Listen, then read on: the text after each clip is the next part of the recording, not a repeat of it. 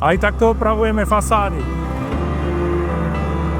Pred 3-4 rokmi sme namontovali krásnu drevenú fasádu z kanadského cédru z opalovaného dreva, jak môžete tady vidieť, je to veľmi pekné ešte stále. Chodili tu záhradníci a stavbári a jak tu nás stále chodili s fúrikami, tak nám to celé poškrabali kompletne. A bolo treba celú fasádu opraviť. Tak najskôr sme ju z lahúčka vykartáčovali, vyčistili, no a teraz ju budeme musieť znova tu nadopáliť.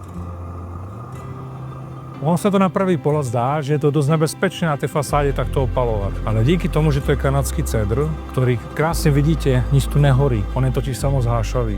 Najkrajšie na tom je to, že to vlastne veľmi pekne vyzerá, je to také matné čierne. A k tomu ešte tento uhlík, ktorý ste predtým videli, keď som to opaloval, tak on sa celý tak rozžeravé, úplne do červená, tak on chráni to drevo pred poveternostnými podmienkami. A to je na tomto najdôležitejšie. Tá ochrana a tá matná elegance. Keď to bude celé hotové, tak vám to nafilmujú a uvidíte, jak to bude potom fajn vyzerať.